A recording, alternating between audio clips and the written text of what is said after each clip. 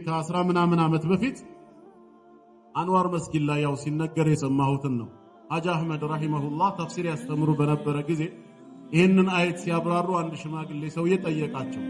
በጀነት ሁሉ ምን ፈልገው ነገር አለ አላቸው። አዎ ሲሉ እሳቸው ምን አለ ሰውየው? እንደዛ ከሆነ እኔ ሲጋራ ማጨስ እወዳለሁ አለ። አላህ አዝኖልኝ ጀነት ከከተተኝ ሲጋራ ፈልጋለሁ አለ ማለት ነው ወይ አላቸው። አዎ ሁሉም የምትፈልጉት አይደል የተባለው? ሲጃራም በጀነት ውስጥ አለ፣ እውነትህን ነው። ነገር ግን የምትለኩሰው ጀሃነም ወርደህ ነው አሉት። አይ እንደዛማ ከሆነ ተንሸራትቼ ልገባ እችላለሁ፣ በቃ ይቅርብኝ አለ። በቃ እንግዲያው ሲጃራውም የለም ማለት ነው። ጀነት ውስጥ ለጤና የሚጠቅም እንጂ የሚጎዳ ነገር የለም ማለት ምን ማለት ነው? ለሰው ልጅ ጠቃሚ የሆነ ሰው የሚመኘው መልካም ነገር ሁሉ በተሟላ መልኩ ጀነት ውስጥ አለ። ዝግጅቱ የአላህ ነው፣ የኛ አይደለም። አላህ ደግሞ ሙሉ የሆነ ጌታ ነው። በባህሪው እንከን የለበትም፣ ስራውም ላይ ክፍተት የለም። እንዲህ አይነቱን ለማግኘት ዛሬ በዱንያ የጠየቀን እኔን ተገዙ አታጋሩ ነው። ጀሃነም እሳት ውስጥ ዝቅተኛ ስፍራ ላይ ለሚቀጣው ሰው አላህ ምን ይለዋል?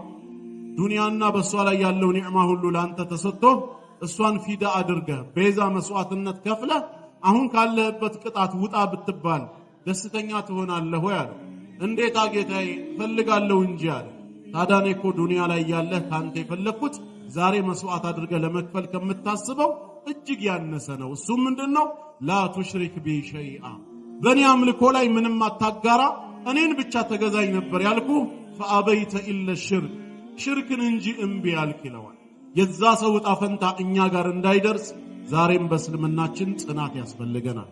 ረሱል ዓለይሂ ሰላቱ ወሰላም ላ ቱሽሪክ ቢላሂ ወኢን ዑዚብተ ወሑሪቅት፣ የትኛውም አይነት ቅጣት ቢደርስብህ፣ የትኛውም አይነት ቃጠሎ ቢያገኝህ በአላህ ላይ ለማጋራት ግን ፍቃደኛ አትሁን። ለምን? ያለችን አንድ ነፍስ ነች፣ በሞት እንገላገለዋለን ለዲናችን ክብር ብለን። የአኺራውን የጀሃነም እሳት ግን በምንድን ነው የምንገላገለው? ማንስ ሊያወጣን የሚችል ዘመድ ይኖረናል?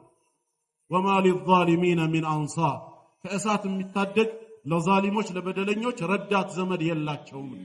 ያ ከሆነ ከአኺራው የዱንያው ይቀላልና ሐታ ፈተናው ከመጣብን እንኳን አላህ ጽናቱን እንዲሰጠን መጣር አለብን። ዛሬ በፍቅር ሰበብ ወንድና ሴት በሐራም መንገድ ጓደኝነት ይጀምራሉ። በተለይ ካፊሩ ላንቺ ብዬ ልስለምልሽ ይልና ያታላታል። ለምን? ላኢላሃ ኢላላህ ሙሐመዱን ረሱሉላህ ታላ ሰልሟል ማለት ነው ብላ ትታለላለች። ለነሱ በንግግር የሚገኝ ኩፍር ወይ ኢማን ስለሌለ በዲናቸው ከልቤ እስካላመንኩ ድረስ በምላሴ እንደፈለኩ ብናገር ምንም ችግር የለውም ስለሆነ ለዲኑ የሱን ዲን ስለማይነካበት በምላሱ ላኢላሃ ኢላላህ ብሎ እሷን መያዝ ግን ይፈልጋል። ከዛ ነገ ካረገዘች ወይ ከወለደች በኋላ ወደ እምነቴ ተመልሻለሁ ፈቃደኛ ከሆንሽ እኔን ላለማጣት ነይ ወደኔ ኩፍር ነው የሚለው።